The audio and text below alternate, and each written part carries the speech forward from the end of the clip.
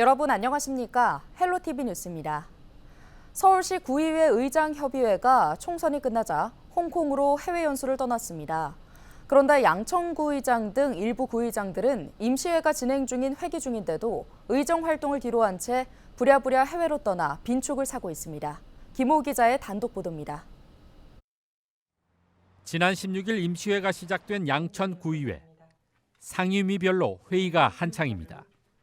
그런데 이재식 구의장은 의회에 없습니다. 서울시 구의장협의회 주관으로 해외 연수를 떠났기 때문입니다. 의장님은 지금 해외 연수 중이에요. 어디로 가신 거예요? 저쪽 홍콩 쪽으로 가신 걸로 알고 있거든요.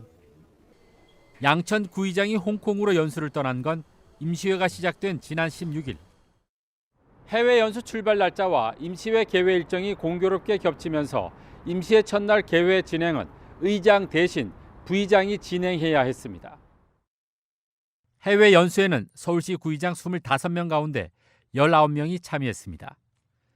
양천 구의장을 비롯해 은평과 송파, 용산과 중구, 금천구와 성북 구의장 등 7명은 임시회가 열리고 있지만 연수에 참여했습니다. 이처럼 회기 중인데도 참여해야 할 만큼 홍콩 연수가 중요했는지 일정을 알아봤습니다. 16일 홍콩에 도착한 의장단은 첫날 문화체험을 시작으로 야경 감상과 야시장을 방문하는 등 모두 관광 일정을 소화했습니다. 둘째 날은 노인복지시설 한 곳을 방문하는 공식 일정을 제외하면 사원 탐방과 야경 감상 등 역시 관광 일정입니다. 셋째 날은 의회나 환경교육시설 중 한 곳을 방문한 뒤 마카오로 이동해 성당 방문과 분수쇼 등을 감상하는 것으로 짜여 있습니다. 회기 중인데 굳이 해외 연수를 가야 했는지 의문이 들 수밖에 없는 대목입니다. 의원들 간에 이제 임시회 개최를 두고 약간의 이제 뭐 여러 가지 이견들이 좀 있어가지고 이게 계속 지금 딜레이가 된 거예요. 그래서 사실은 그 날짜가 겹치는 모습이 된 건데. 하지만 모든 구의장이 해외 연수에 참여한 건 아닙니다. 도봉구 의장 등 6명은 해외 연수에 가지 않았습니다. 특히 마포 구의장과 광진 구의장, 성동 구의장 등 3명은 임시회가 진행 중이어서 연수에 불참한 것으로 전해졌습니다. 일단 그것보다 회기가 먼저 중요하다고 생각을 하셔가지고 지금 판단을 하신 거라 이게 아무래도 이제 각 구마다 현안 사업이 달라서 현안이 그래서 아마 의장님께서 판단하시기로 이제 안 가시는 게 맞다고 생각하신 것 같습니다.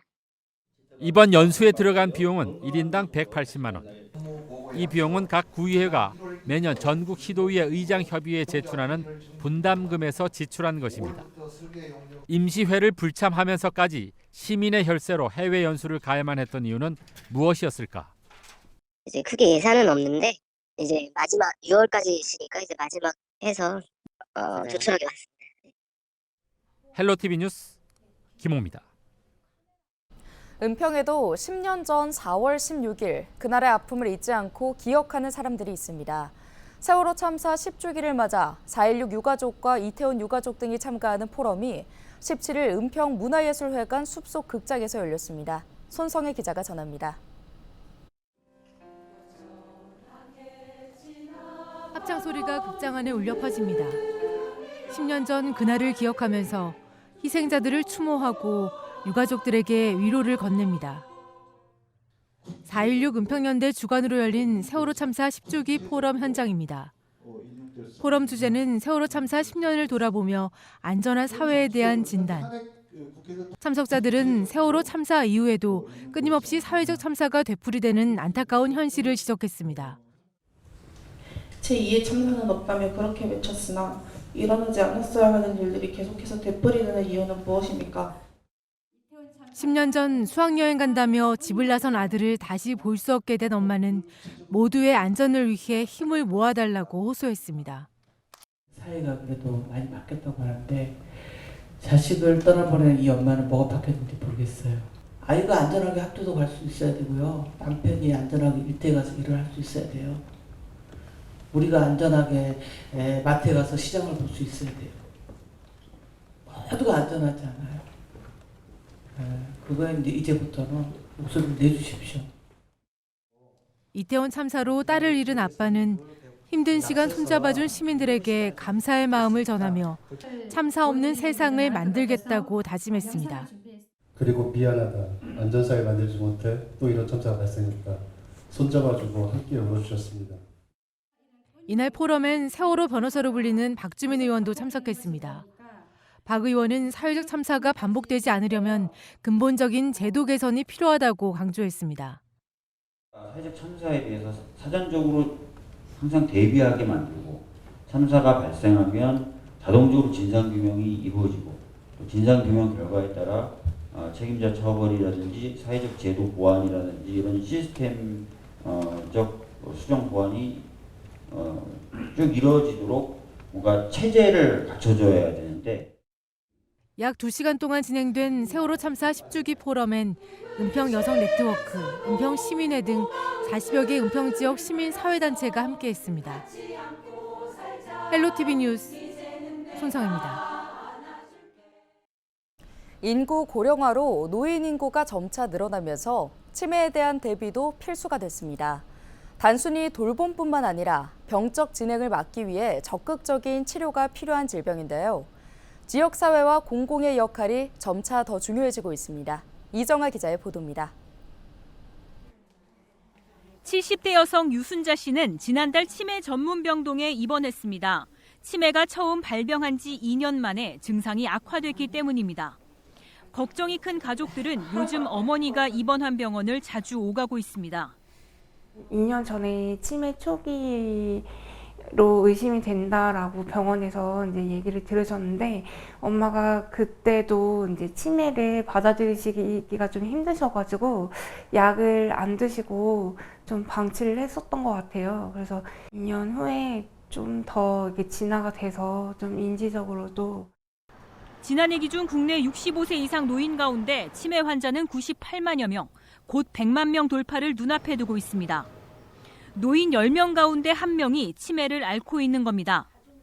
치매 환자를 돌보는 데 들어가는 비용만 지난해 기준 22조 원을 넘어섰습니다. 경기도 역시 노인 200만 명 가운데 치매 환자가 21만 명 수준으로 전국 상황과 크게 다르지 않습니다. 부천시립 노인전문병원은 보건복지부 치매 안심병원으로 지정됐습니다. 경기도 최초 치매 안심병원으로 전국 17번째입니다. 살던 곳에서 안심하고 살 수 있는 지원을 지속하고 있습니다. 따라서 치매 안심병동은 경증 치매 입원 환자를 살던 곳으로 가능한 한 복귀할 수 있도록 치료 지원하고 있습니다. 전체 입원 환자 가운데 80%가 치매 환자, 대부분 70대에서 90대인 고령층입니다. 치매 전문 병상만 110여 개, 치매관리법에 따라 진단과 치료, 요양을 할 수 있습니다. 디지털을 기반으로 한 체험형 인지재활 프로그램은 환자들에게도 인기가 높습니다. 접시, 칫솔, 접시, 칫솔. 접시는 어디가 있을까요? 접시는 한 달에 한 차례 가족 동반 프로그램도 열립니다. 치매가 악화하거나 중증으로 진행하는 것을 늦추기 위한 치료입니다. 보호자들도 만족감이 큽니다. 뭔가 적극적으로 이제 어머니가 그 활동을 하시면서 표정이 더 확실히 밝아졌고 이제 거동이 많이 힘드셨는데 스스로 이렇게 걸으실 수도 있고 예, 인지적으로도 많이 좋아지셨어요. 지난 2022년 기준 국내에서 치매로 사망한 사람은 14,000여 명, 1년 전보다 40% 가까이 증가했습니다. 초고령 사회로 진입을 앞둔 시점, 치매를 앓거나 증상이 악화돼 세상을 떠나는 환자는 더 가파른 속도로 늘어날 수밖에 없습니다. 헬로티비 뉴스 이정아입니다. 기후변화로 인한 자연재해나 극한 날씨로 농작물 생산이 감소해 먹거리 물가가 오르는 이른바 기후플레이션이 현실화되고 있습니다. 이상기후로 인해 설탕이나 올리브유, 커피 등의 주산지 작황이 부진해지면서 식탁 물가가 위협받고 있습니다. 정승환 기자의 보도입니다. 강원도 춘천의 한 제과점. 이곳에서 빵을 만들고 있는 박정윤 씨는 최근 고민에 빠졌습니다. 설탕 등 원재료값이 오르면서 가격 인상 부담이 커졌기 때문입니다. 원재료가 많이 오르다 보니까 빵값을 올릴 수밖에 없는데 그렇다고 해서 그때마다 가격을 인상할 수 없는 것도 사실이에요. 장사하시는 분들이 부담을 안고 장사하시는 것도 맞는 거고 모든 부담을 소비자분들에게 넘겨드릴 수도 없는 부분이라서 지난해 국제 설탕 가격 지수는 평균 145.0으로 전년 대비 26.6% 올랐습니다. 주요 설탕 수출국인 인도와 태국의 생산량이 엘니뇨 현상에 따른 가뭄으로 인해 크게 줄면서 가격 상승을 부추긴 겁니다. 국내 설탕 1kg당 소맥 가격은 지난 5일 기준 2,590원으로 1년 새 14% 넘게 올랐습니다. 올해 초와 비교해도 2% 이상 오른 수치입니다. 올리브유와 커피 등 식료품 가격도 줄줄이 올랐습니다. 올리브유의 주요 생산지인 남부 유럽이 극심한 기후변화를 겪고 있는 데다 베트남과 인도네시아 등 주요 커피 생산지도 가뭄으로 인해 생산량이 줄은 탓입니다. 올리브유 가격은 1년 사이 70% 넘게 뛰었고 라면과 과자 등을 만들 때 쓰는 파묘값도 16% 올랐습니다. 인스턴트 커피에 들어가는 로부스타 커피 선물 가격은 1년 전보다 60% 넘게 오르며 역대 최고로 치솟았습니다.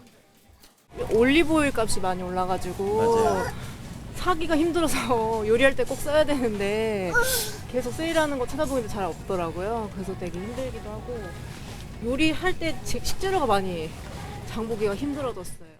이런 가운데 원재료 값 상승을 이유로 제과나 식품 가격도 덩달아 인상될 가능성이 높아 서민들의 시름은 더욱 깊어질 전망입니다.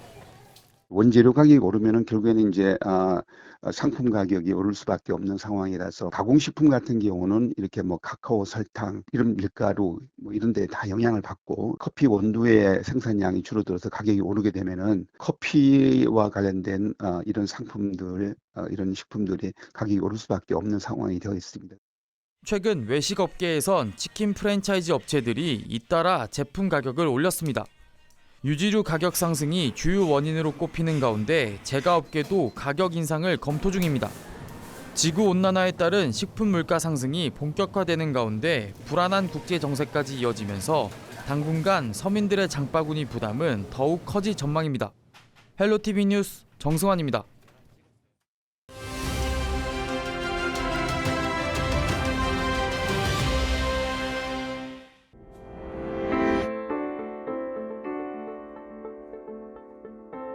인구 절벽 앞에 놓인 대한민국에 한 줄기 희망의 빛이 보이기 시작했습니다. 20, 30대 젊은 층의 자녀 출산 계획 의향이 3년 전에 비해 꽤 긍정적으로 변화했는데요. 여성가족부가 최근 발표한 2023년 가족 실태조사 결과를 볼까요? 자녀 계획이 있다고 답한 30대는 27.6%로 9.4%포인트 올랐고 30세 미만은 15.7%로 6.8%포인트 올랐습니다. 자녀 계획이 없다고 답한 30대는 44.4%로 10.3%포인트 줄었고 30세 미만은 19%로 13.5%포인트 줄었습니다. 지난해 4분기 합계 출산율이 0.65명, 사상 최저를 기록해 충격을 줬죠. 이제 바닥을 찍고 상승세로 전환할 수 있을지 매우 의미 있는 조사 결과인 것으로 보입니다. 아이 키우는 데 드는 비용을 줄이고 경력 단절을 최소화하며 사회적 돌봄 제도를 잘 구축한다면 국가 소멸을 초래할지도 모를 인구 절벽의 위기에서 탈출할 수 있을지 않을까요? 총선을 앞두고 저출산 위기 극복 공약을 앞다퉈 내놨던 여야 정치권이 더욱 피부에 와닿는 정책을 개발해 시행해 주기를 기대해 봅니다. 데일리 브리핑이었습니다.